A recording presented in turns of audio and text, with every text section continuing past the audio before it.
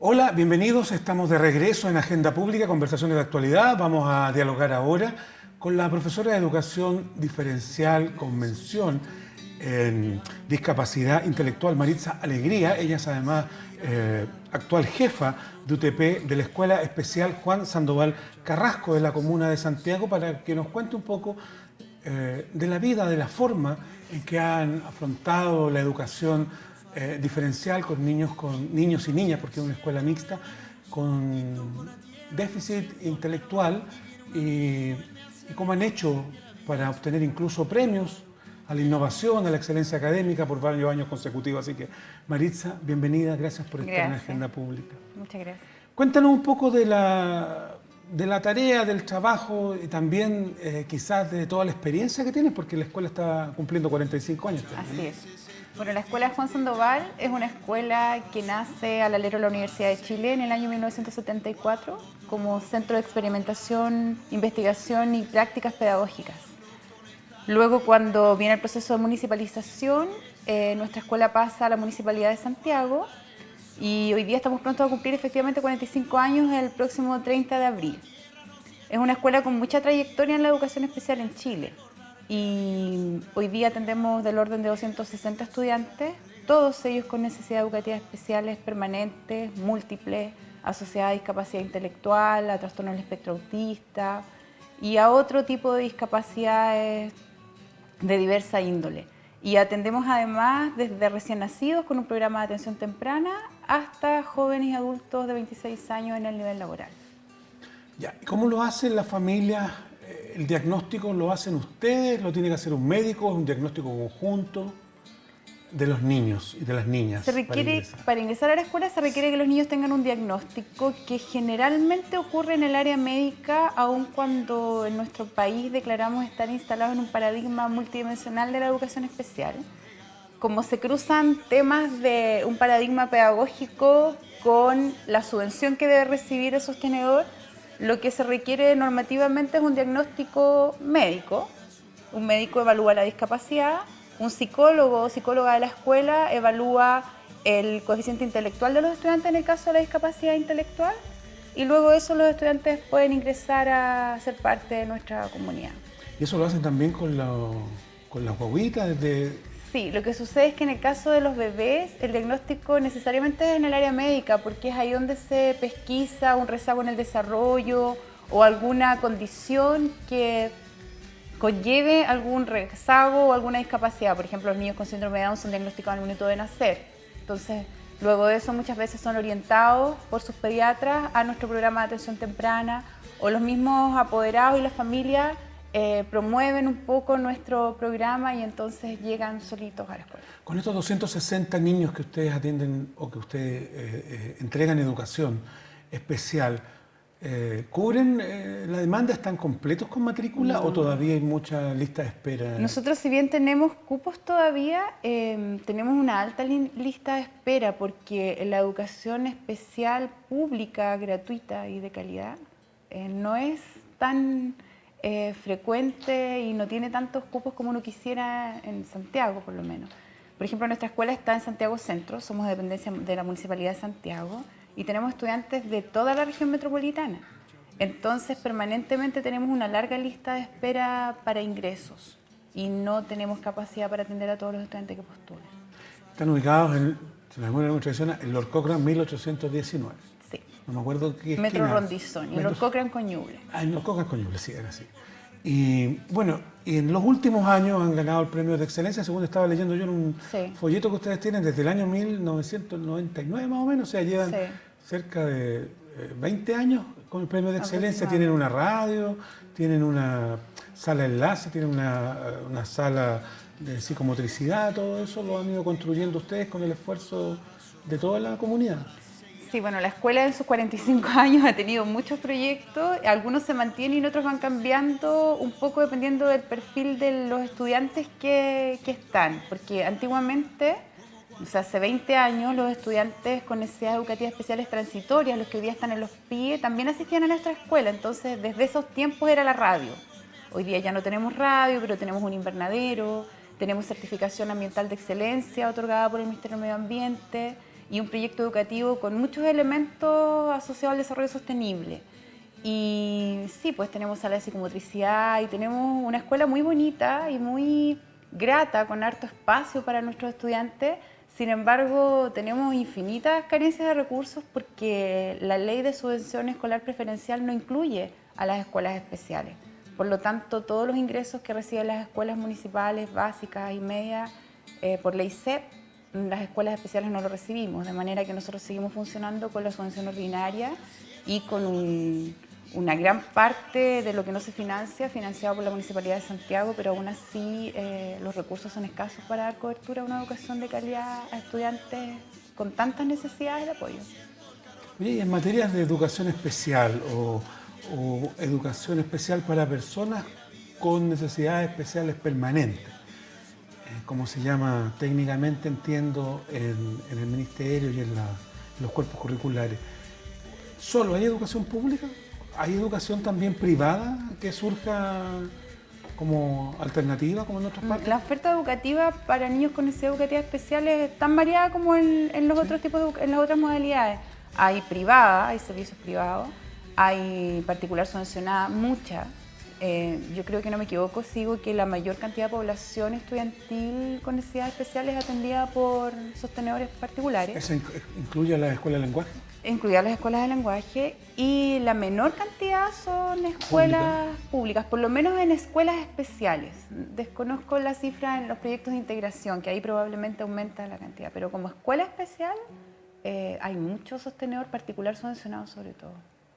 A ver, te voy a llevar un tema, aprovechar que estamos hablando de la escuela de lenguaje. Se da cuenta, así en las reuniones que uno está con ciertos profesionales y conversando en un café, que las escuelas de lenguaje suelen sobrediagnosticar a los niños con dificultades de lenguaje. O, no sé, para la primera vez que se le pega una letra, dice, tiene problema de lenguaje, hay que llevarlo, porque en realidad lo que están buscando es cobertura para que el ministerio les pueda pagar. ¿Tú crees que eso existe en este país? ¿Será que existe? Lo que yo crea, yo creo que lo que yo crea no Sí, es usted lo más es relevante. Yo usted creo es que experta.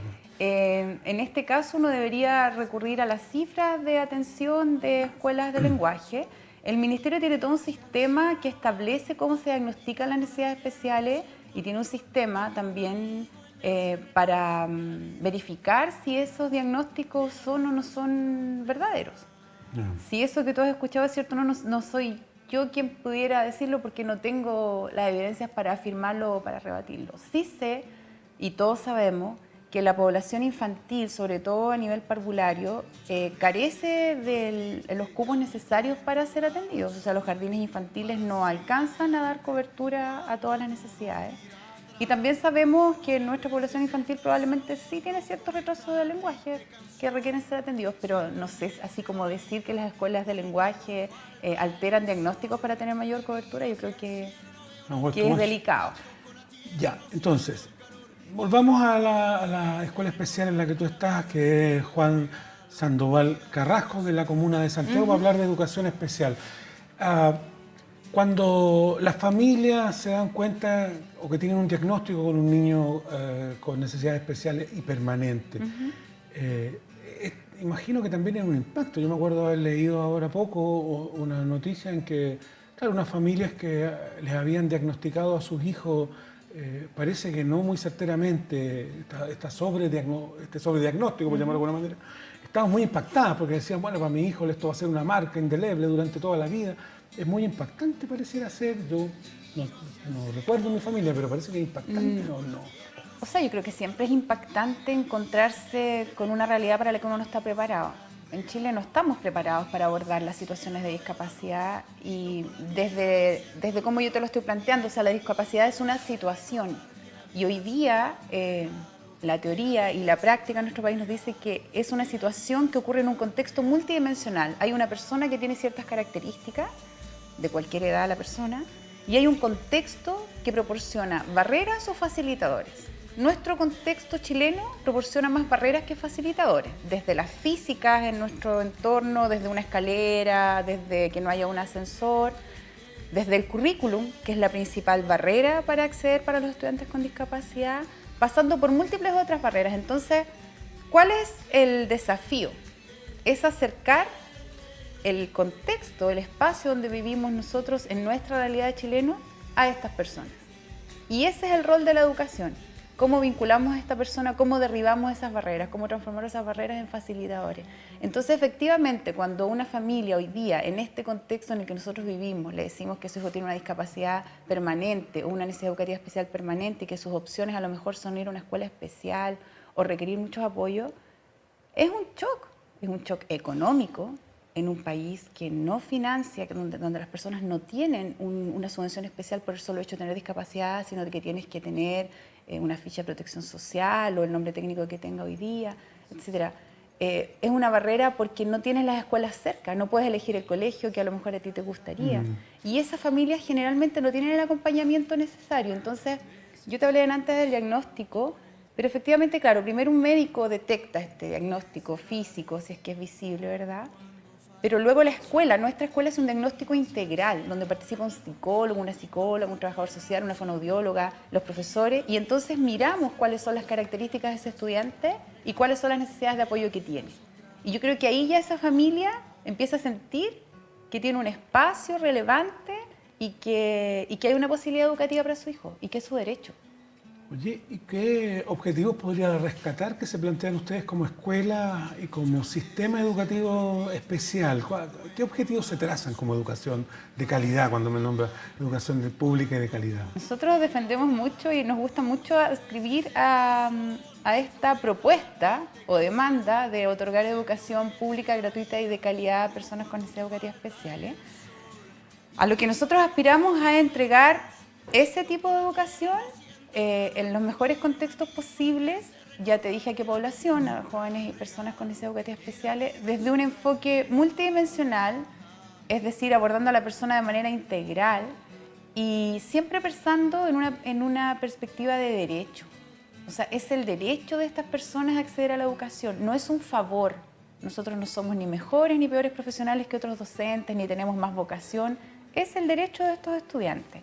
Y ahí nosotros hoy día estamos instalados en un tremendo desafío que es instalar el decreto 83, que nos demanda trabajar con las bases curriculares de educación parvular y básica con todos nuestros estudiantes, desde NT1 hasta octavo básico.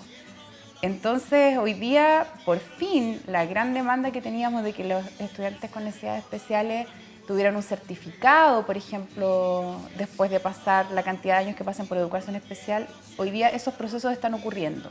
Lentos, difíciles, con muchas barreras, pero están ocurriendo. Complejos. ¿Y las salidas más optimistas de ustedes, cuáles son? ¿Que los chicos sigan estudiando alguna carrera profesional? ¿Que los chicos y chicas de la escuela se inserten laboralmente, se inserten en la sociedad? Todas esas juntas. Mira, todas las anteriores. La salida más optimista y por lo que nosotros trabajamos es que los estudiantes tengan lo que nosotros llamamos un proyecto de vida, que en realidad toda persona debería tener, no solo las personas en situación de discapacidad. Entonces trabajamos con ciertos procesos específicos en eso, con ciertas elaboraciones de planes futuros, donde se involucra a toda la familia y a todo su círculo, para diseñar un plan para esa persona, con sus sueños, con sus expectativas y también con su realidad. Entonces nuestro mayor anhelo o en la situación más optimista, como tú lo planteaste, es que tenga un proyecto de vida ajustado a sus características, a sus intereses y a sus deseos. Que sea una persona que participe en la sociedad, que tenga derecho a votar y lo ejerza, que participe de la comunidad y que si eso implica y tiene la posibilidad de tener un trabajo con los diversos apoyos que requiera, estupendo.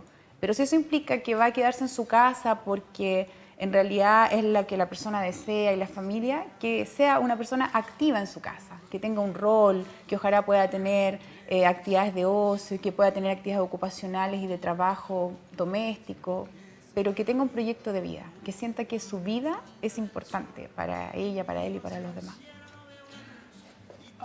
Siguiendo en el tema de la educación, estuve leyendo algunos documentos del Ministerio y todavía se habla un poco de la educación diferencial. Sí. De hecho, todavía las escuelas se llaman escuelas diferenciales en muchos casos, ¿no? Eso no es quedarse todavía pegado en un paradigma un poco más antiguo que tenía que ver con la diferenciación, con la, digámoslo así duro, con la segregación, más que con la integración o incluso con la inclusión dentro de toda la sociedad. Tiene que ver absolutamente con la segregación. Lo que yo te decía hace un rato, Chile ha transitado, el mundo ha transitado desde eliminar a las personas distintas, ¿cierto? claro. Hasta incluirlas, para llevarlo como históricamente bien atrás y bien adelante. Y Chile no está exento de eso, hemos transitado lo mismo, desde una educación segregada, por ejemplo, mi escuela es una escuela segregada, técnicamente es una escuela segregada. Pero nosotros estamos en un proceso, en transitar de un paradigma súper biológico de la discapacidad a este paradigma que yo te menciono multidimensional y desde una perspectiva de derecho. El país ha adscrito ciertas convenciones internacionales de derechos de las personas en situación con discapacidad y eso ha hecho una bajada que se ha ido articulando, pero es un proceso que es lento. Algunas personas dicen que las escuelas especiales van a desaparecer. Ojalá desaparezcan, esa es la utopía, que las escuelas especiales desaparezcan y que vamos en un país inclusivo, que seamos capaces de atender a nuestros estudiantes con toda su diversidad en un contexto común. Porque los seres humanos vivimos juntos, convivimos juntos. Es como esta discusión de los liceos separados por género. Esto es un proceso similar, pero estamos en ese proceso. Yo llevo ya más de 20 años en educación especial y uno puede visibilizar que hemos transitado lento, pero hemos transitado hacia un proceso más inclusivo. Las escuelas especiales van a existir mientras nuestro país no sea capaz de ofrecer esta educación en otros contextos. ¿Y los espacios de discriminación? Tú has trabajado 20 años, ¿tú consideras que han ido mejorando? ¿La sociedad es menos discriminadora? ¿Tiene mucho que ver con los contextos en los que sucede la discriminación para las personas con necesidades especiales permanentes? Yo soy bien optimista, yo creo que hemos progresado, nunca uno está donde mismo, siempre el ser humano se mueve, ¿verdad? O sea, se mueve para algún lado, pero se mueve. Yo creo que nos hemos movido en positivo. O sea, hoy día que nuestros estudiantes accedan al currículum nacional con todas las barreras que eso significa. Yo sé que profesores que van a ver este programa de educación especial van a pensar, ¿cómo puede decir eso? Pero, ¿cómo puede ser tan optimista? ¿Cómo puede ser tan optimista y cómo puede decir que esto es una posibilidad? Es una posibilidad, porque nosotros no podemos ser también una barrera para nuestros estudiantes. Efectivamente, el currículum hay que priorizarlo, hay que enriquecerlo, hay que adecuarlo, pero nosotros no somos quien para decir si un estudiante puede acceder o no a un aprendizaje. Nadie tiene esa posibilidad de decir hasta dónde un estudiante puede desarrollar una habilidad. Poner los límites. Entonces, tal vez no está aprendiendo porque nosotros no estamos enseñando cómo ese estudiante aprende. Y siempre nos tenemos que cuestionar desde ahí. Entonces, desde ahí hemos avanzado. Hoy día se habla de inclusión. Hace 20 años atrás, los proyectos de integración de la escuela eran proyectos. Hoy día son programas. Estamos muy retrasados aún, como en todo nuestro sistema educativo, en que la subvención es a la discapacidad, es a la necesidad. No hay una subvención de base que nos permitiera funcionar de una manera más inclusiva. Entonces, nos movemos entre este paradigma en que tengo que acreditar la discapacidad para que ingresen los recursos. Pero por otro lado, curricularmente y pedagógicamente tengo que trabajar de una perspectiva inclusiva. Y ahí hay una tremenda contradicción que nosotros los profesores tenemos que ser capaces de separar. Una es la vía del financiamiento y otra es la vía del educativo. Es complejo, no es fácil, pero hay que hacerlo para poder seguir funcionando en este sistema. Yo no la conozco, la estuve buscando, no la encontré. ¿Tú conoces cuál es la cifra de cobertura que debieran tener las escuelas especiales, al menos en la comuna o a nivel país, más o menos? ¿Cuántos serán? ¿La cifra de cobertura? Sí, de matrícula que tienen todas las. No, yo sé que es una cifra que está en el Ministerio de Educación Pública, no la conozco. No te la podría responder, pero existe. Ahora, siempre es una cifra que es, desde es mi opinión, un poco oscura, porque los censos, por ejemplo, no logran identificar bien la población con discapacidad. Por lo tanto, saber cuál de esa población debiera estar en la escuela y no está es complejo, porque las preguntas del censo a veces no son tan claras para que la familia declare la discapacidad. Hubo un censo de discapacidad hace un par de años.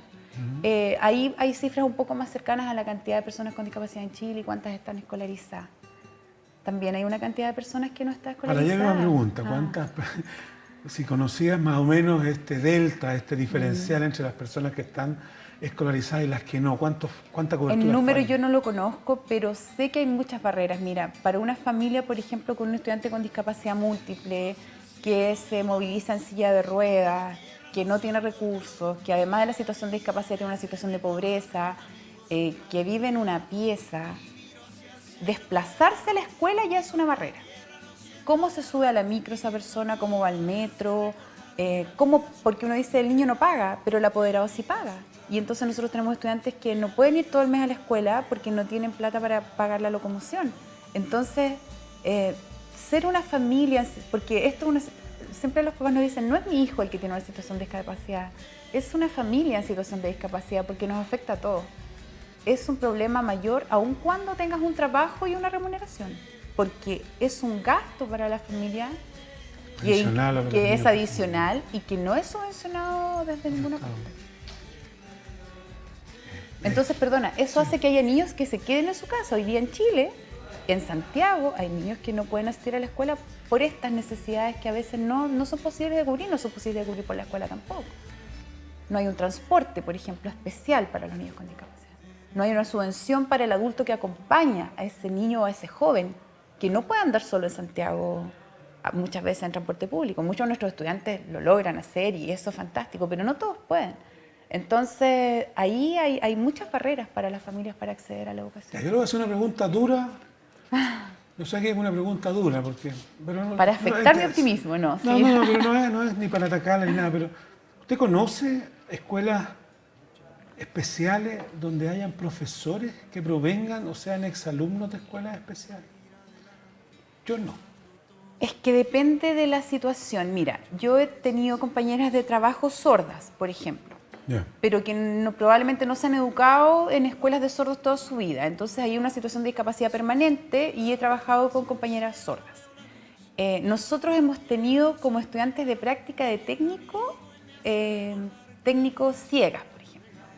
Y ha sido un tremendo desafío, pero ha sido un aporte, porque también nos desafía a nosotros en términos, si yo te estoy hablando de este discurso de inclusión, tan inclusivo, ¿qué hago cuando llega un estudiante o un profesor que tiene esa necesidad? Ahora, en Chile sería difícil que una persona con una discapacidad intelectual fuera profesor porque tienes que pasar por una serie de pruebas, entonces ahí se complejiza. Pero con otro tipo de discapacidades podría haber. Yo, en mi experiencia, he trabajado con personas ciegas y sordas, proveyendo como servicios educativos o de apoyo. Sí, porque sucede así un poco, a ponerlo un poco pedestremente, comentábamos con algunos amigos en un momento, yo les decía, cuando uno mira la Teletón, que lleva tantos años, a propósito, y mira que la han hecho en la televisión, no sé, 40 años, y tú miras la televisión chilena y no hay ningún animador que tenga algún problema de discapacidad motriz, que provenga, que haya sido exalumno de la Teletón.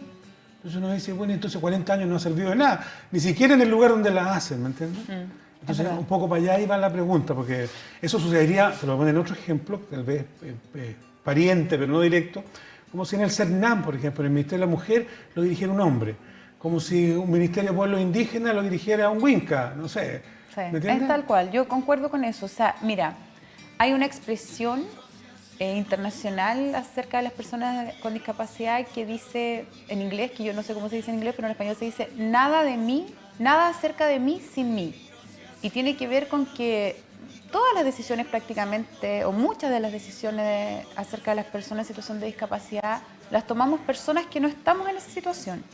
Y entonces, por eso cuando yo te hablaba, cuando me decías qué es lo más optimista que esperamos, es que nuestros jóvenes tengan un proyecto de vida, releva que es él o ella quien decide lo que quiere ser. Y no es que porque nosotros tengamos 3 opciones tiene que elegir una de esas 3. Entonces, cuando tomamos decisiones desde lo curricular, las nuevas teorías pedagógicas en educación especial, o quizás no tan nuevas, pero que nosotros estamos empezando a aplicar, consideran como un elemento la elección del estudiante. Desde que es pequeño o pequeña, para elegir si quiere pintar con lápices de cera o con lápices de mina, hasta que es un adulto y puede elegir qué hacer con su vida. Tú me vas a preguntar, ¿en Chile eso hoy día pasa? No pasa. Es para lo que trabajamos. Las personas en situación de discapacidad son generalmente infantilizadas. Tú las ves en la Teletón y les preguntan cosas que no le preguntarían a una persona en situación de discapacidad. Se festina con sus relaciones de pareja, por ejemplo, como no se festina con otras personas. Un gran derecho vulnerado de las personas con situación de discapacidad son sus derechos sexuales y reproductivos, que es un tema del que prácticamente no se habla. Las personas comunes y corrientes miran a un adulto con síndrome de Down como un niño. No se lo imaginan en un pub tomándose una cerveza, fumando o en una discoteca. Eso en Chile todavía no pasa, pero en el mundo sí pasa. Entonces nosotros tenemos que aspirar a avanzar hacia esa mirada. Qué bueno que dijiste que en el mundo sí pasa. ¿Dónde encuentra una cosa que los publicistas le llaman benchmark? De lo que ¿Un referente? Tu referente. ¿Dónde encuentran ustedes como escuela en realidad lo usan para la competencia, ¿no? ¿Quién es tu competencia? Esto es un poco así como la Pepsi con la Coca-Cola, ¿no? Entonces, ¿cuál es tu referente como escuela? ¿Dónde miran, dónde beben de agua más cristalina? Si tú me preguntas, nosotros como escuela intentamos harto la generación de una comunidad de aprendizaje y de mirarnos un poco los procesos que hemos hecho nosotros mismos. La mirada o el lanzamiento de la flecha más lejos viene un poco de afuera, cuando el ministerio te va proponiendo o las universidades te van proponiendo otros paradigmas, te empiezan a hablar de un enfoque ecológico funcional que ocurre evidentemente en los países de Europa, que ellos ya han hecho una vuelta larga. Ahora, han hecho una vuelta larga con consecuencias. O sea, ellos partieron, España, por ejemplo, con la inclusión educativa. Y las situaciones de fracaso, por ejemplo, tienen que ver mucho con el bullying, que era algo que no estaba pensado cuando pensamos en la inclusión. No pensamos que a nuestros alumnos los iban a discriminar los propios estudiantes y que iba a haber situaciones de bullying. Y entonces los estudiantes regresan de los programas de inclusión a escuelas segregadas. Pero es lo que está pasando en el mundo, que también empieza a permear la escuela. Chile ha mirado mucho a España. Ese ha sido como el gran referente.